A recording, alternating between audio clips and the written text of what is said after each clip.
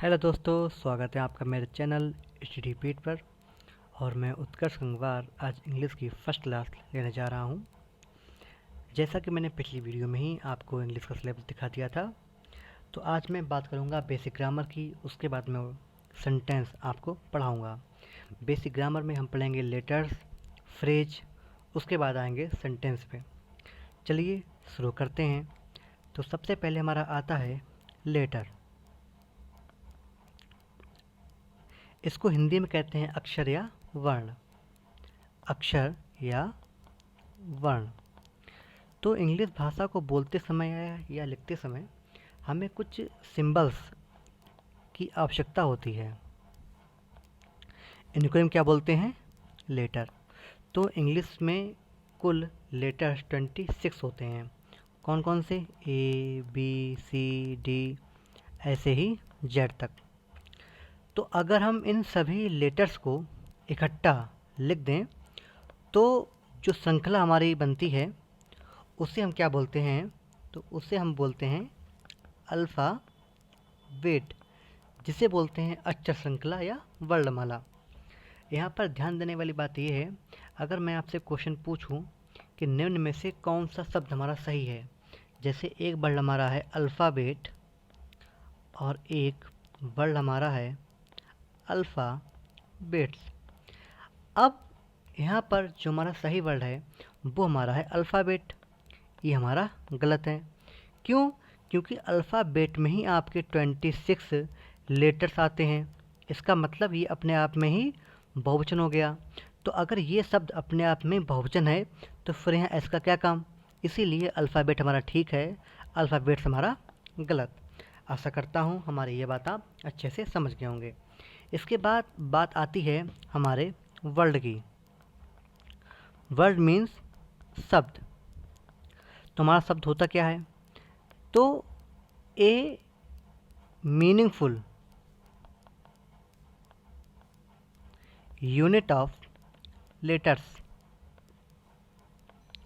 मतलब अक्षरों का ऐसा समूह या वर्णों का ऐसा समूह जिसका कोई अर्थ हो, उसे हम क्या कहते हैं? वर्ण। जैसे मैंने कहा कार, तो कार माने गाड़ी। इसका अर्थ अपने आप में निकल रहा है। अच्छा, अब मैं कह दूं आपसे RCA, क्या कि इसका अर्थ है? तो आप कहेंगे नहीं, इसका कोई अर्थ है ही नहीं। अतः हम कह सकते हैं कि इन अक्षरों का ऐसा समूह जब आपस में इकट्ठा हुआ तो ये हमारा शब्द बन गया। क्यों? इसका अर्थ हमारा निकल गया है, परंतु इसका अर्थ हमारा नहीं निकला, इसीलिए ये हमारा शब्द है ही नहीं। आशा करता हूँ आप ये बात भी अच्छे से समझ गए होंगे। इसके बाद हमारा आता है फ्रेज। मैंने कहा फ्रेज, मतलब फ्रेज माने क्या होता है?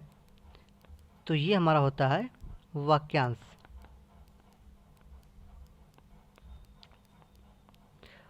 अब यहाँ से जिसकी हिंदी अर्थ वाक्यांश है, इससे स्पष्ट है कि वाक्य का कुछ अंश, अर्थात शब्दों का ऐसा समूह जिसका अर्थ तो हो परंतु पूरा अर्थ ना हो, तो ऐसे अंश को हम क्या बोलते हैं? वाक्यांश। अर्थात एक group of words without complete meaning. तो शब्दों का ऐसा समूह जिसका कुछ अर्थ हो परंतु पूरा अर्थ ना हो, ऐसे अंश को क्या बोलते हैं? वाक्यांश कहते हैं। जैसे मैं कह दूँ राम एंड श्याम, तो राम और श्याम इसका अर्थ तो आ रहा है परंतु हमारा पूरा अर्थ नहीं आ पा रहा है, इसीलिए ये हमारा क्या हो गया? वाक्यांश। फ्रेज मुख्यतः होते हैं 3 टाइप के। मुख्यतः आपके होते हैं कितने टाइप के? 3 टाइप्स के। पहला जिसे हम बोलते हैं नाउन फ्रेज, नाउन फ्रेज। दूसरा हम इसे बोलते हैं एडजेक्टिव फ्रेज। तीसरा जिसे हम बोलते हैं एडवर्ब फ्रेज। ये फ्रेज क्या होते हैं, कैसे काम करते हैं, ये हम तब समझेंगे जब हम नाउन पढ़ रहे होंगे, इधर एडजेक्टिव पढ़ रहे होंगे, इधर एडवर्ब पढ़ रहे होंगे। अभी सिर्फ बात समझने की है फ्रेज, वो मैंने आपको समझा दिया। और ये जो इसके टाइप हैं ये हम समझेंगे तब जब पढ़ेंगे पार्ट्स ऑफ स्पीच। ठीक है, आइए अब हम बात करते हैं सेंटेंस की। सेंटेंस माने होता है हमारा क्या, वाक्य। तो जैसा कि मैंने आपको अभी बताया कि फ्रेज वो होता है जिसमें शब्दों का समूह अर्थ तो निकालता हो परंतु पूरा अर्थ ना निकालता हो।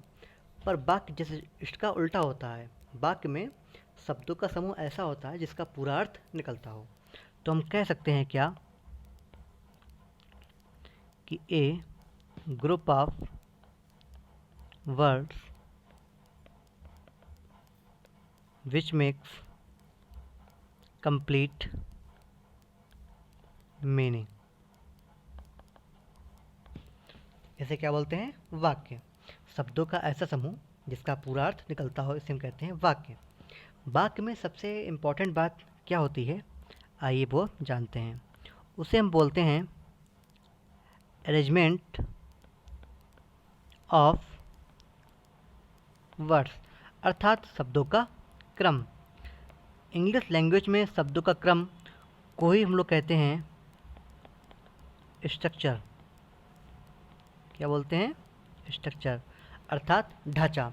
तो किसी भी सेंटेंस का जो ढांचा होता है उसमें सबसे पहले हमारा क्या आता है, सब्जेक्ट। उसके बाद हमारा क्या आता है, वर्ब। उसके बाद हमारा क्या आता है, ऑब्जेक्ट। ऐसा नहीं कि पहले आ जाए ऑब्जेक्ट फिर आए सब्जेक्ट फिर आए वर्ब, ना। सबसे पहले क्या आता है, सब्जेक्ट फिर वर्ब फिर हमारा ऑब्जेक्ट।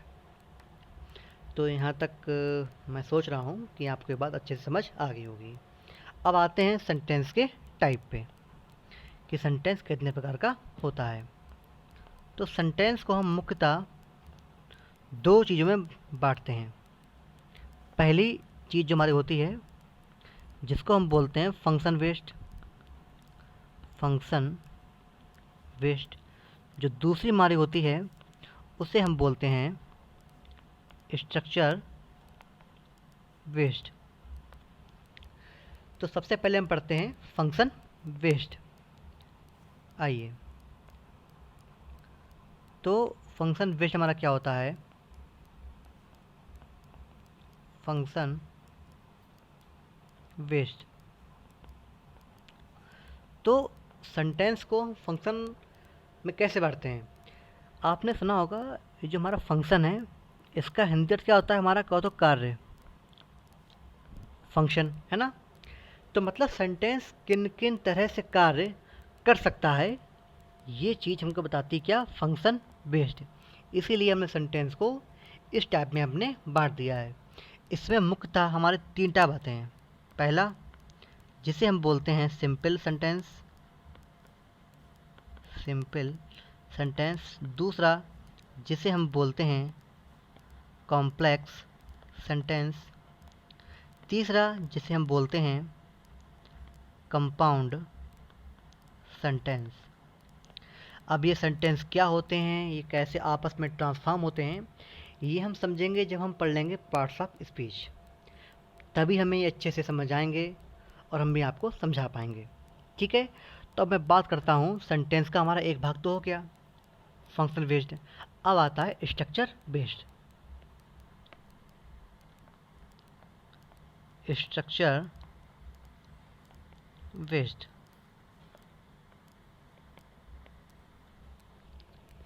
इसमें सबसे पहला हमारा टाइप होता है जिसे हम बोलते हैं एसर्टिव, या हम इसी को बोलते हैं डिक्लेरेटिव, डिक्लेरेटिव सेंटेंस। मतलब ऐसे हमारे सेंटेंस जो हमारे पॉजिटिव भी होते हैं और नेगेटिव भी होते हैं। मतलब एसर्टिव सेंटेंस में हमारा पॉजिटिव सेंटेंस भी आता है और हमारा नेगेटिव सेंटेंस भी आता है। जैसे मैं कहूँ Ram is going to his home, Ram अपने घर जा रहा है, ये भी कौन सा हो गया हमारा एसर्टिव सेंटेंस। या मैं कहूँ Ram is not eating the food, मतलब राम खाना नहीं खा रहा है, तो ये भी किस में हो गया हमारा एसर्टिव सेंटेंस में। ये इसका होता है पहला टाइप। फिर मैं बात करता हूँ सेकंड टाइप की, जिसे हम क्या बोलते हैं, इंट्रोगेटिव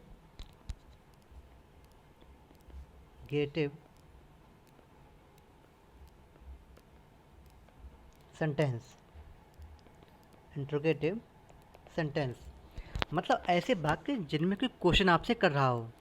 जैसे मैं कहता हूँ वेयर आर यू गोइंग, आप कहाँ जा रहे हैं। व्हाट आर यू ईटिंग, आप क्या खा रहे हैं। हुम आर यू मीटिंग अप, आप किससे मिलने आ रहे हैं। ये सब किस में आते हैं, हमारे इंट्रोगेटिव सेंटेंस में। मतलब इनमें क्वेश्चन आपसे लोग पूछते हैं, इसे बोलते हैं इंट्रोगेटिव सेंटेंस।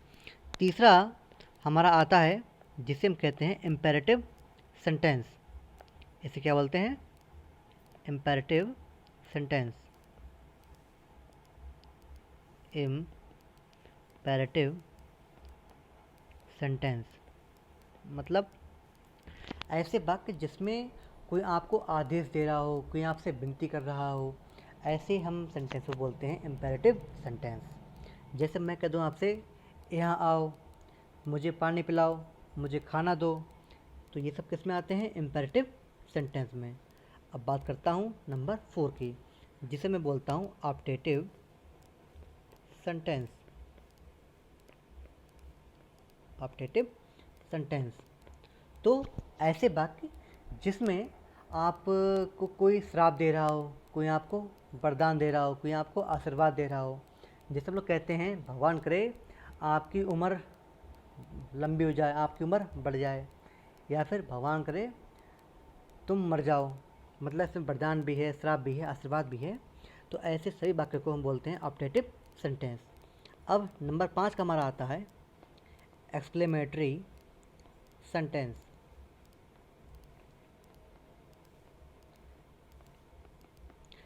इसकी हिंदी होती है विस्मयादिबोधक वाक्य। अब अगर बात करूँ मैं ऑप्टेटिव की भी, ये होती है इच्छा सूचक वाक्य। अगर मैं करूँ इम्परेटिव की तो आदेशात्मक वाक्य, जिनकी हिंदी होती है। अब बात करते हैं एक्सक्लेमेटरी सेंटेंस की। तो ऐसे वाक्य जिनमें कोई आपकी अचानक कोई फीलिंग बाहर आई हो।